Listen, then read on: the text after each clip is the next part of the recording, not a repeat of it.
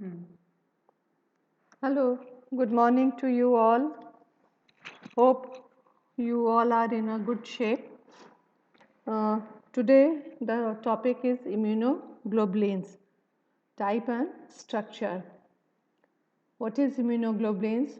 These are antibodies produced by B lymphocytes, that is plasma cell, and reacts with antigen which triggers its production.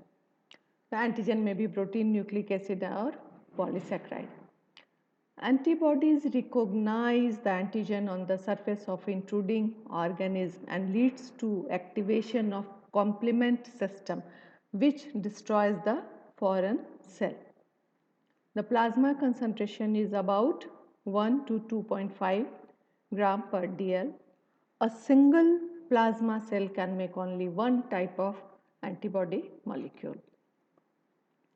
This is B cell differentiated into plasma cell activated, and then it produces these antibodies which acts on the cell, foreign body cell antigen, attaches to antigen and kills the foreign cell. What is the structure of immunoglobulin? In general, it is Y-shaped, heteromer, tetramer.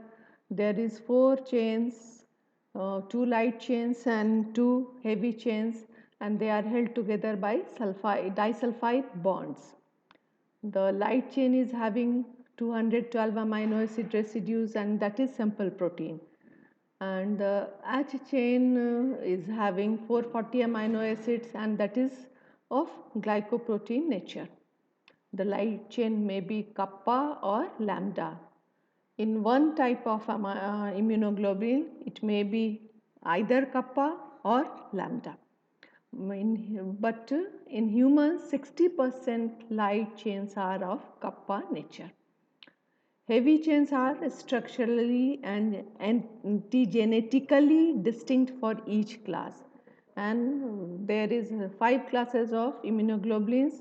IgA having alpha heavy chain, IgD having delta heavy chain, IgE having epsilon uh, chain, and IgG having gamma chain, and IgGM having mu heavy chains. And this is the structure of immunoglobulin, that is heavy chain, and that one is light chain. And the small circle is having variable regions, which is having antibody attachments, antigen attachments, and this constant region is having other different functions of perform other functions of immunoglobulin. Heavy chains are hinged and all over disulfide bonds and hydrogen bonds, and they contain propyl residues which provide them a great flexibility.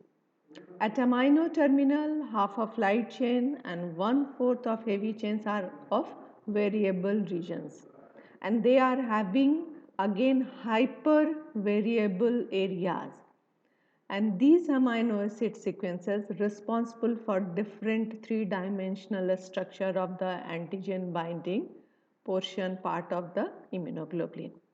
These hyper variable areas in variable area, that is VL and VH, are responsible for antigen binding site. That is F antigen binding site, and FC, that is constant region or crystalline part of the immunoglobulin. At carboxyl terminal, FC fragment portion of H chain determines the other biological properties of immunoglobulin, and half of L chain, light chain, and rest 3/4 of heavy chains are constant region.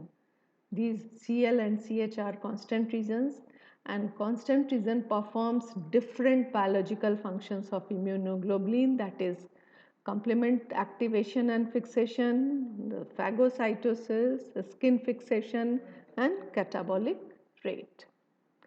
This is VH, VL, and here is Cl and CH3, CH2, and CH1, and this is the a constant region of heavy chains, and that Cl is constant region of light chain. There is antigen binding site, and this one is hinge region. What is domain?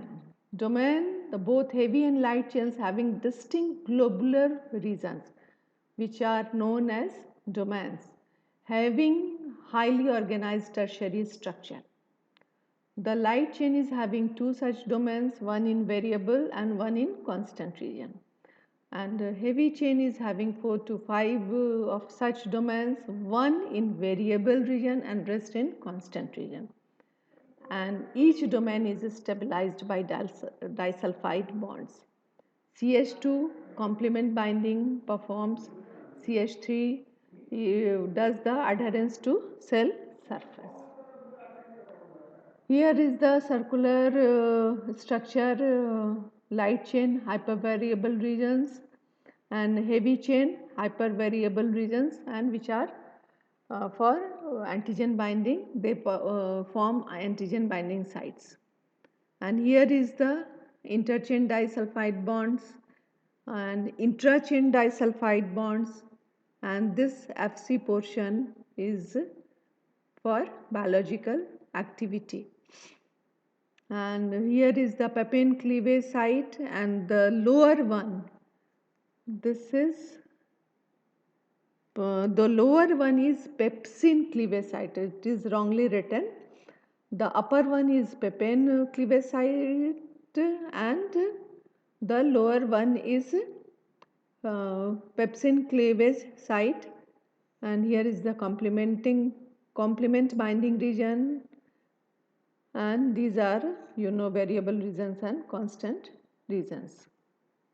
The proteolytic cleavage, when we digest or when we act these enzymes on the immunoglobulin, the papain enzyme make them 3 fragments Fc insoluble fraction, which crystallizes in cold, and Fab 2 soluble fragments, that is antigen binding. By pepsin 2 fragments, Fab fragment and Fc fragment is digested into smaller fragments. That means papain makes 3 fragments and the pepsin makes only 2 fragments. Now, regarding the structure, the IgM is pentamer, and which is responsible for primary response of immunity. IgA may be monomer, may be dimer, or may be tetramer. IgD, IgE and IgE all are monomer. And the IgG performs secondary, responsible for secondary response.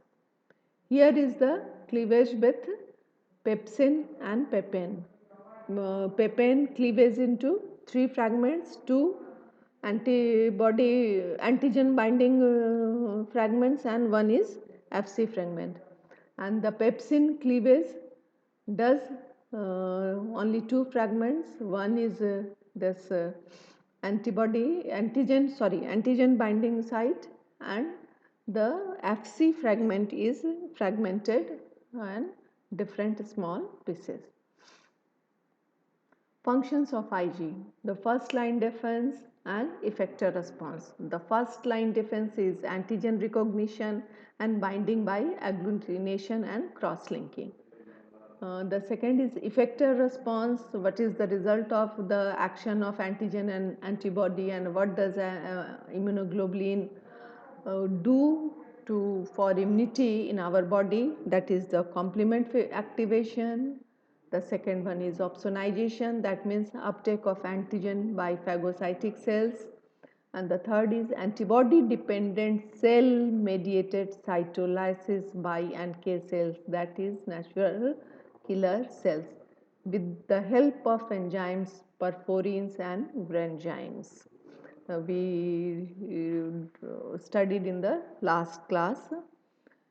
And now, what is complement activation and what is complement? The complement is a cascade of